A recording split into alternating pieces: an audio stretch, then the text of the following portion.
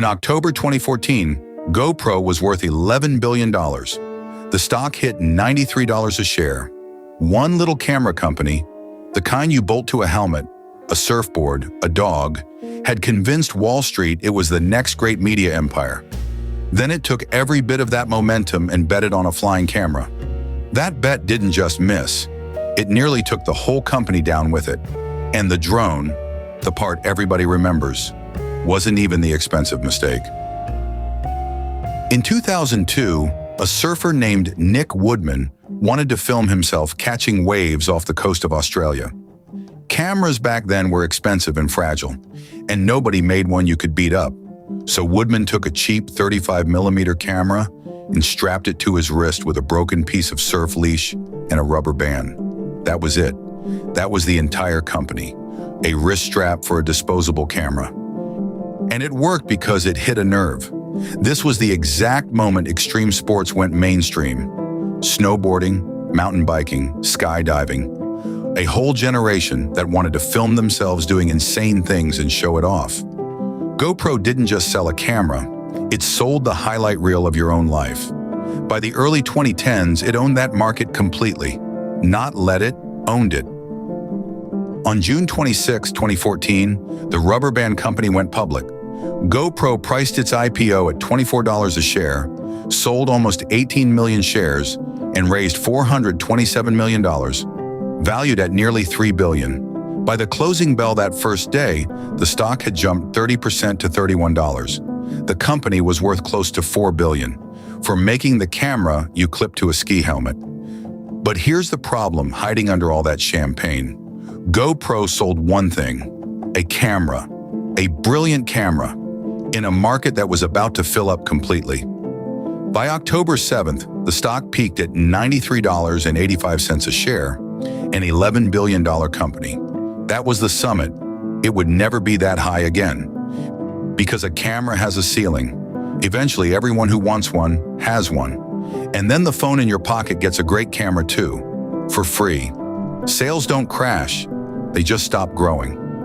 There's a concept in biology for this, an evolutionary dead end, a creature so perfectly adapted to one narrow thing that when the world shifts, it has nowhere to go. The panda chewing bamboo, magnificent at it, right up until the bamboo thins out.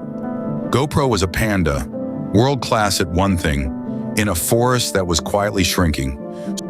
So GoPro needed a second act, and the first attempt was the obvious one, the move every hardware company reaches for when growth stalls. Cut the price, ship more units. The Hero 4 session launched in 2015 at $400. Nobody bought it. They cut it to $300. Still nothing. Within 5 months, it was $200, half off, and in January 2016, GoPro laid off 7% of its staff. So if cutting prices doesn't save you, what does? That's where this turns. Woodman's answer was bigger and honestly, bolder. Stop being a camera company at all. Build a media arm making GoPro films and shows. Build a hardware line that reached far past the little box on the helmet. And the crown jewel, the product meant to prove GoPro could walk into a brand new category and win, was a drone. The karma. And this is the whole disaster in a single sentence. GoPro built a flying camera to escape a market it was trapped inside. And the one thing that flying camera could not reliably do, the one job that mattered, was stay in the air. The Karma launched October 23, 2016. $800. Foldable, sleek, shipped with a handheld stabilizer grip that was genuinely brilliant. For about 2 weeks, it looked like the comeback story was real. Reviewers liked it. Pre-orders moved. And then the drones started falling out of the sky. Literally falling. The batteries were coming loose mid-flight. In Woodman's own words, the battery would, quote, become decoupled from the connector, which would cause a power loss during flight. That is a very expensive way of saying the thing switches off in the air and drops like a brick. On November 8th, 16 days after launch, GoPro recalled every single Karma, about 2,500 units. The entire batch pulled out of the sky. The market didn't wait around. The very next day, the stock dropped 19%, down to $10.41. Sit with that. This was a $93 stock 2 years earlier, and within weeks, shareholders were filing class action lawsuits claiming GoPro knew the camera was defective before it ever shipped. Then came the bleeding. On November 30th, GoPro cut 15% of its workforce, shut the entire entertainment division, the media empire dream, switched off overnight, and the company president, Tony Bates, the former Skype CEO hired specifically to run this expansion, walked out the door. The second act was collapsing faster than it was built. Then the full year results hit. 2016 revenue, $1.19 billion. Net loss, $419 million. The escape plan had set roughly $500 million on fire in a single year. And the cruelest part? They actually fixed the drone, redesigned the battery latch, put the Karma back on sale in February 2017. It didn't matter at all, because while GoPro spent an entire year crashing, recalling, and firing people, a Chinese company called DJI simply ran off with the whole market. By 2017, DJI controlled about 72% of consumer drones. GoPro never took a meaningful slice.